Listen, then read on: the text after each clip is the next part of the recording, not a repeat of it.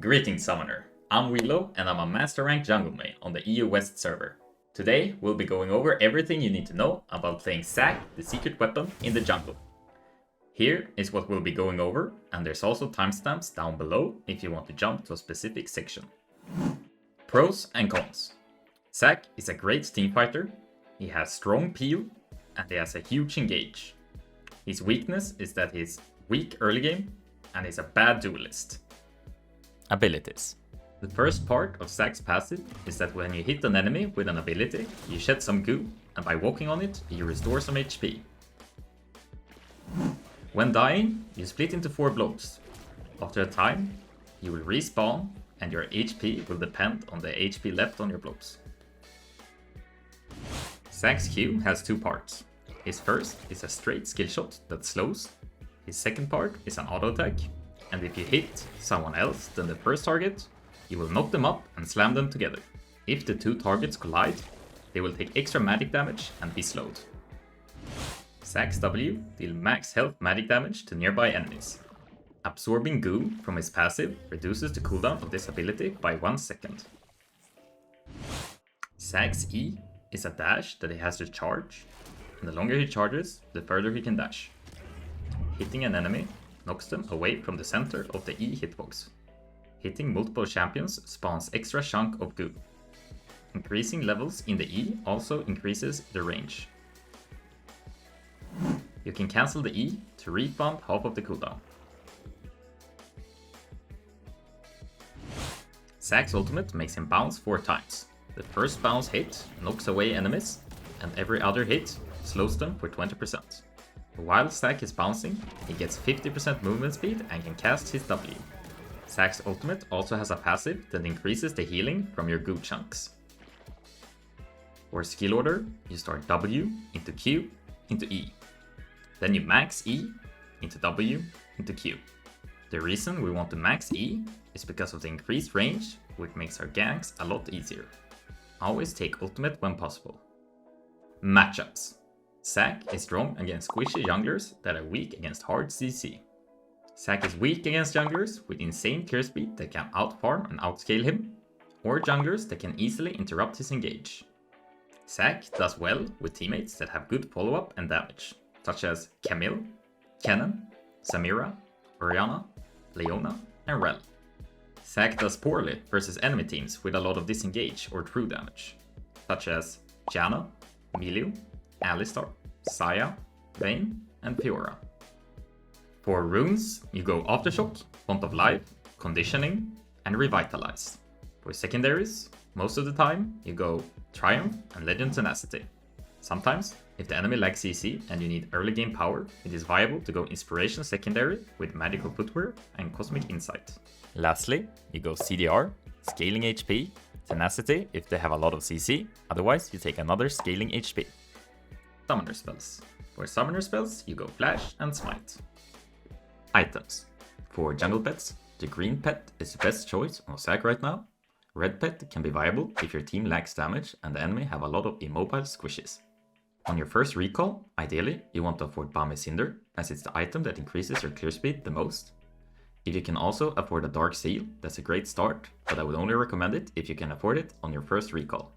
After that, you upgrade your Bamis into either Hollow Radiance or Sunfire, depending on if you need Mag Resist or Armor. For boots, most of the time, Ionia boots is the best choice as ability haste is a very important stat on Zac, but if they are very heavy on either AD or AP, you can go plated steel caps or merc threads respectively. After this, you get Thornmail if you need armor and Spirit Visage if you need Mag Resist.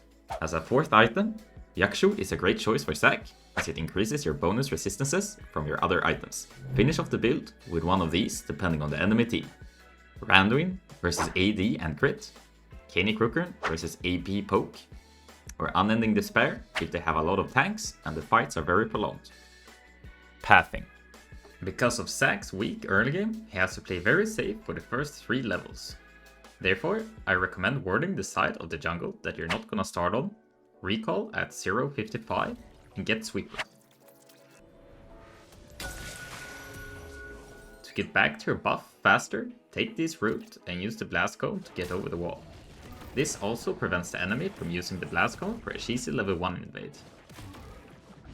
From here, you clear all 3 camps in this quadrant in order to hit level 3. If you spot the enemy jungler on your ward, do not contest, instead go into his jungle and start vertical jungling. If they don't invade, just continue into a full clear and gank or dive when the opportunity presents itself. If you want to see how to full clear with no leash into Skullcrab with 1 smite left, I have a YouTube short down in the description. Mechanics. You can auto attack anything to activate your second Q, including wards,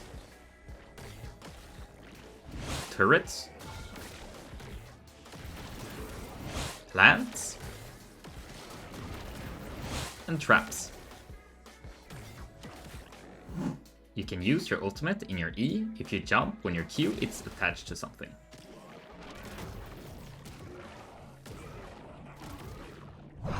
You can E while your first Q is attached to hit the second Q.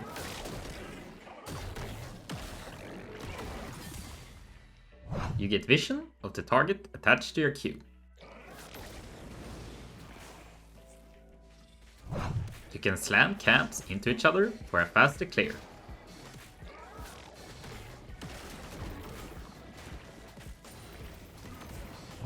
You can steal objectives while jumping with your E.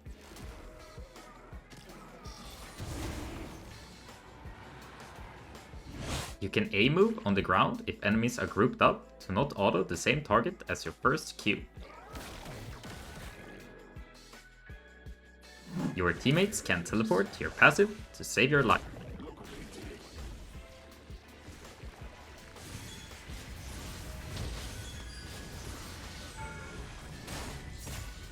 You can Sonya in your E and the enemy won't be able to interrupt it and you will still hit the knockup. Combos. This is your highest damage combo that is great for longer fights. It's E, auto, Q, Q2, auto, ult, while spamming W and picking up blobs in your ultimate. This is how you do a fast CC chain, which is great for teamfights.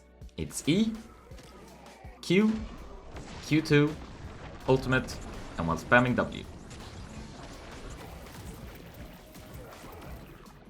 A lot of the time, you play versus mobile champs that can easily dodge your E, and in that case, this combo is great to catch people off guard. It's Q, Q2, E, and ult. Sometimes you have to flash, and then it looks like this. Q, a minion or a nearby enemy, flash Q2 into E, and ultimate. Remember to always spam your W in your combos. Ganking.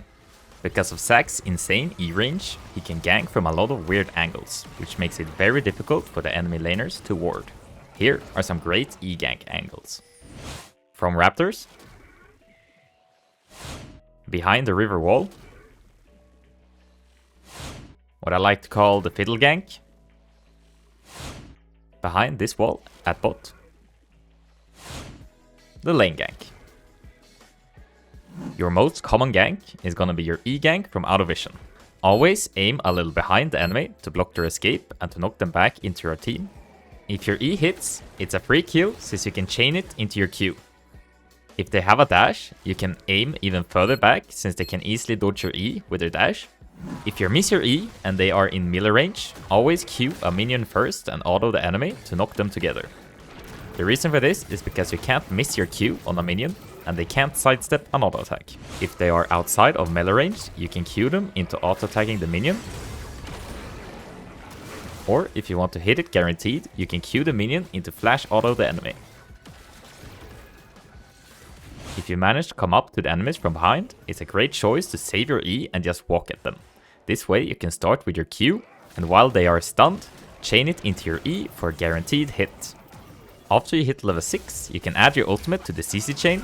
Always try to reposition a little bit while they are stunned so you can ult them towards your teammates.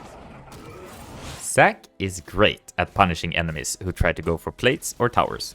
If you see an enemy alone in lane and they are pushing, always run there ASAP since it usually guarantees a free kill.